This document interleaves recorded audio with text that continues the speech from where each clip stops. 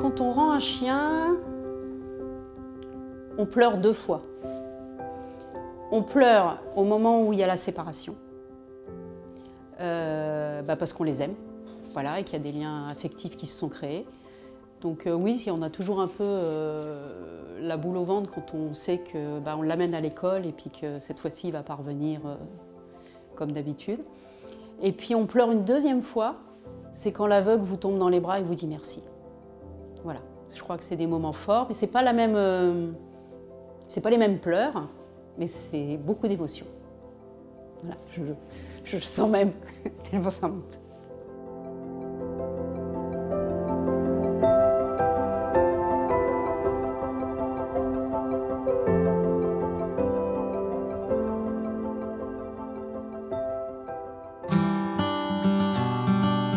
Bonjour, je m'appelle Arielle Dugas.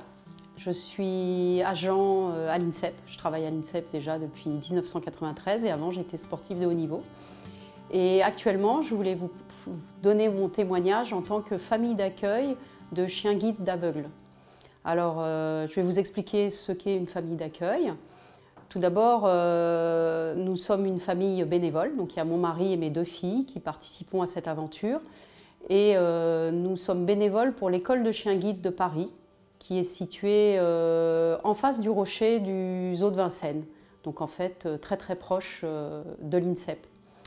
Notre rôle de famille d'accueil, c'est d'accueillir un chiot de l'âge de 3 mois et demi jusqu'à ses 18 mois environ, et de lui donner une éducation de base, en faire un bon chien de compagnie, et en fait une prééducation pour qu'il puisse devenir un chien guide d'aveugle qui sera remis par la suite après une période avec nous qui va durer environ 1 an donc, et puis 6 mois d'éducation avec des éducateurs professionnels.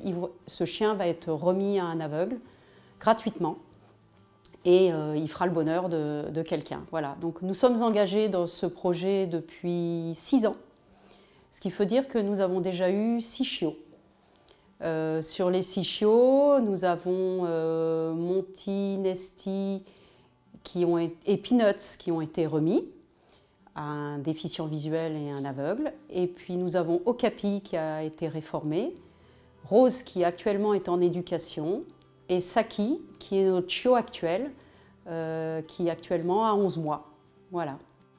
On était en vacances dans une station de ski et je suis devenue amie avec une jeune fille dont la maman était aveugle et avait un chien. Et c'est là qu'on a découvert le principe du chien guide. C'est un chien que je voyais à la piscine. Donc j'étais un peu étonnée pourquoi à la piscine il y a un chien. Et en fait, elle avait un chien guide et on a découvert que son chien venait de l'école de Paris, qui est du coup à côté de chez nous. Et donc depuis ce jour-là, tous les ans on va aux portes ouvertes. Pendant plusieurs années à l'école, je faisais des exposés sur les chiens guides. Ça ne m'a jamais quittée depuis cette rencontre.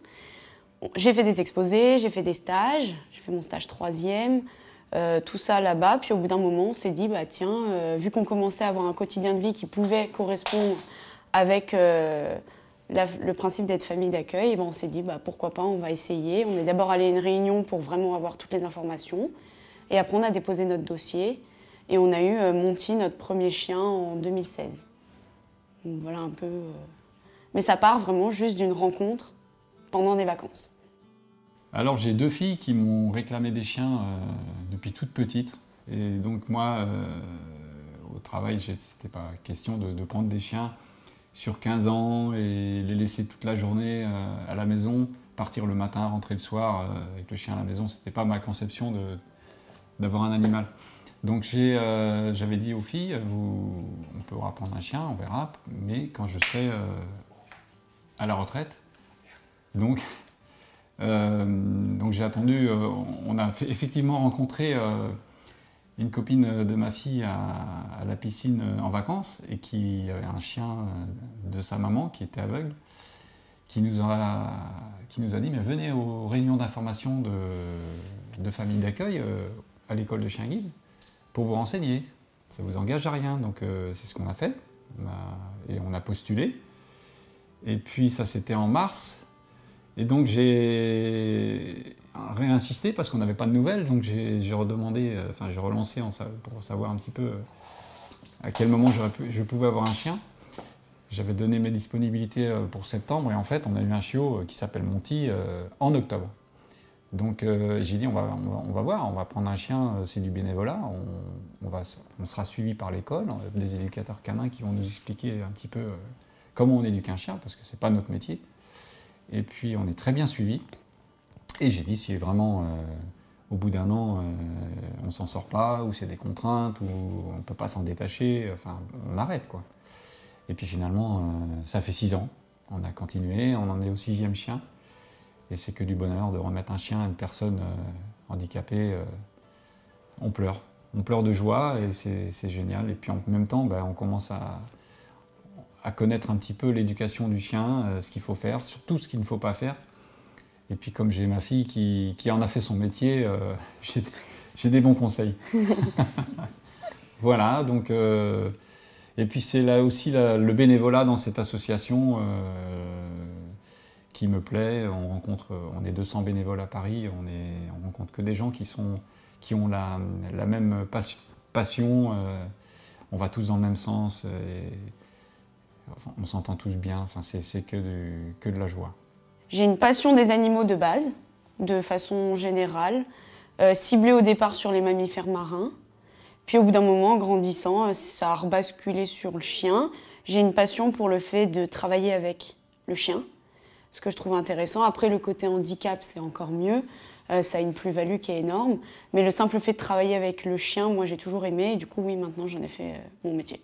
En tant que famille d'accueil, nous sommes un petit maillon d'une grande chaîne de solidarité où il y a beaucoup de bénévoles. Parce que le parcours d'un élève chien guide jusqu'à la remise d'un chien est assez long. Il y a les familles d'élevage qui ont les femelles reproducteurs et les mâles reproducteurs. Les familles d'accueil de 3 mois et demi à 18 mois. Donc il y a aussi les familles retraites. Les familles retraites, elles récupèrent les chiens qui ont environ 9-10 ans. Et ces familles retraites vont accompagner le chien jusqu'à la fin de vie. Donc un certain nombre d'années, mais il y a aussi la possibilité en tant que bénévole de récupérer ces chiens sous le statut de famille retraite. Et puis il y a les familles relais. Les familles relais dépannent tout le monde. Donc là, ce sont des bénévoles qui donnent leur disponibilité pour, par exemple, accueillir un chiot ou un chien d'aveugle dès l'instant où il y a un besoin d'une famille d'élevage, d'une famille retraite, d'une famille d'accueil. Et donc nous, par exemple, Saki, elle va partir 15 jours aux vacances de la Toussaint dans une famille relais, parce que nous n'allons pas pouvoir l'emmener. Et en même temps, ça va lui permettre de vivre dans une autre famille et de voir comment elle se comporte. Et ensuite, quand nous la récupérerons, on pourra éventuellement faire des ajustements dans l'éducation pour travailler les points forts, les renforcer et travailler les points faibles pour les gommer le plus possible. Parmi la chaîne aussi, il y a les familles d'adoption. Alors les familles d'adoption, ce n'est pas des bénévoles, mais c'est des gens qui postulent à l'école et qui nous disent qu'ils seront éventuellement intéressés pour récupérer un chien réformé. Donc un chien réformé, ce n'est pas un chien retraité. Un chien réformé, c'est un chien qui est réformé au cours de son cursus pour une cause particulière qui ne peut pas forcément convenir pour un aveugle.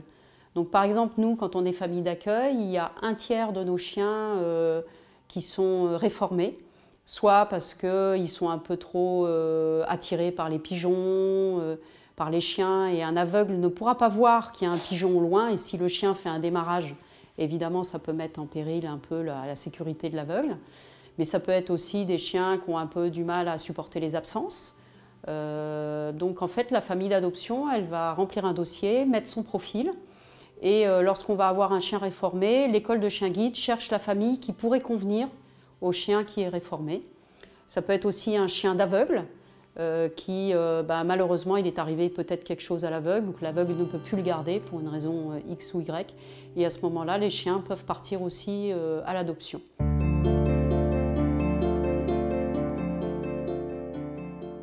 L'école de chien guide de Paris, c'est 200 bénévoles. Et en fait, il y a des bénévoles au niveau des chiots ou des chiens, comme je vous ai parlé des familles là. Mais il y a aussi des bénévoles qui font les détentes avec les aveugles, qui accompagnent les aveugles dans le bois de Vincennes, pour que les aveugles puissent détendre leur chien quand leur chien a passé la semaine au travail. Voilà, donc il y a toujours un bénévole au bras d'un aveugle et le chien. Et c'est des sorties de groupe, donc généralement une sortie, c'est 4 aveugles, 4 bénévoles et 4 chiens qui s'amusent ensemble. Voilà. Il y a aussi sur les 200 bénévoles de l'école de chiens guides de Paris, des gens qui aident pour la logistique, des gens qui aident pour les trajets chez le vétérinaire, les trajets à l'élevage. L'élevage est au Buc, puisque l'école de chiens guides de Paris a aussi une annexe au Buc, à côté de Versailles, dans les Yvelines. Et là-bas, il y a les naissances, mais il y a aussi tout le cursus pour former un élève chien guide et les éducateurs professionnels pour nous encadrer. Voilà. À l'époque, quand nous avons accueilli notre premier chien, Monty, en 2016, on n'avait jamais eu de chien. Donc on ne savait pas trop comment on allait s'en sortir. Mais en même temps, on était très très bien suivis par les éducateurs. On a notre hotline. Donc d'un instant où on a une difficulté avec notre chiot, on appelle les éducateurs et ils nous conseillent. Et généralement, tout est résolu assez rapidement. Voilà. Un chien guide, ça a un coût, mais ça n'a pas de prix. C'est-à-dire qu'il est donné gratuitement à une personne déficiente visuelle, mais c'est un chien qui a coûté sur toute sa période en famille d'accueil, élevage et tout ça, près de 25 000 €. C'est quand même assez conséquent sur une année et demie de formation. Et ce chien-là est donné, en fait, gratuitement en main propre. Donc l'association vit de tout ce qui va être les dons des particuliers, des personnes. Ça peut être des dons directement en argent ou des dons, il y a des personnes qui laissent leur maison à l'association. Et dans ce cas-là, c'est des bénévoles qui vont déménager pour vendre aussi les objets. Ça, c'est ce que tu fais. Donc ça peut être des dons sous plusieurs formes. Il y a même des personnes qui ont déjà donné leur portée de chiot à l'association. C'est rare, mais ça existe. Donc voilà, on vit vraiment de tout ce qui est les personnes qui vont faire des dons de toutes les sortes pour pouvoir remettre gratuitement un chien guide qui a quand même coûté 25 000 € de la naissance jusqu'à la remise.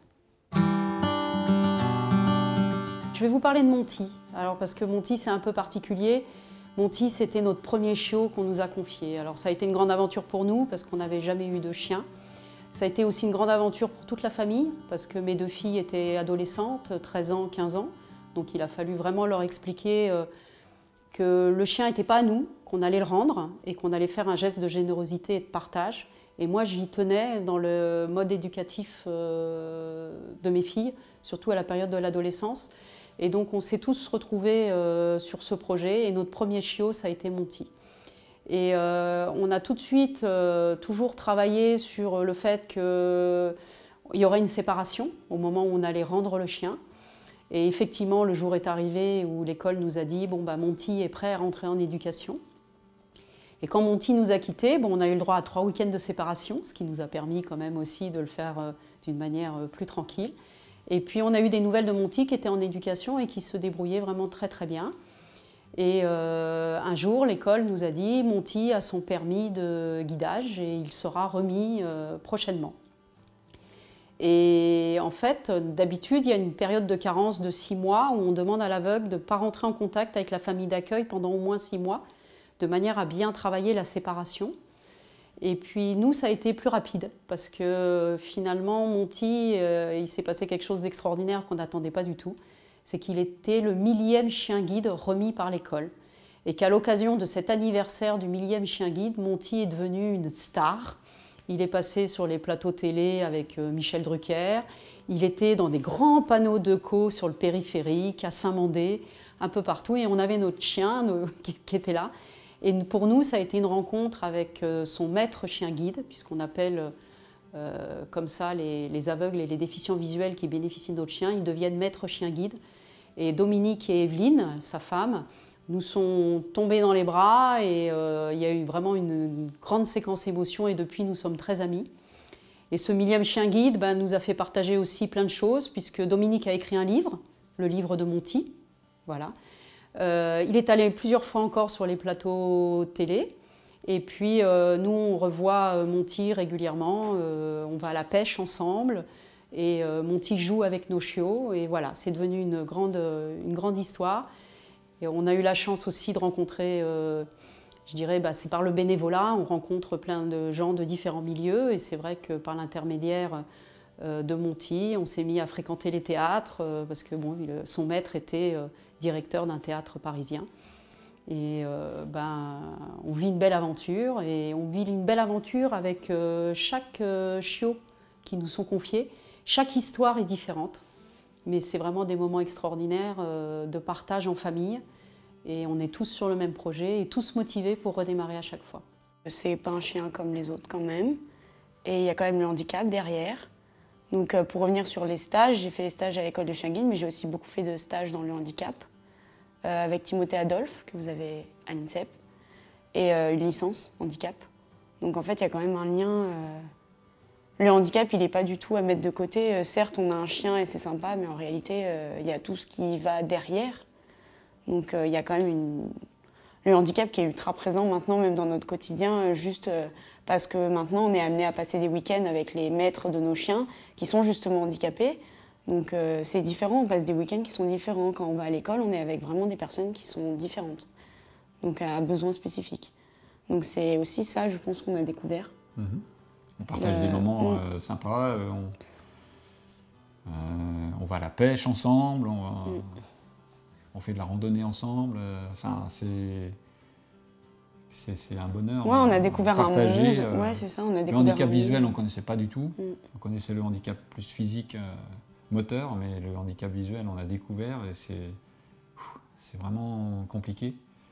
Donc, et moi, on habite à côté d'un parc où il y a quelques malvoyants, non-voyants qui font des promenades. Je les accompagne. C'est que de la joie.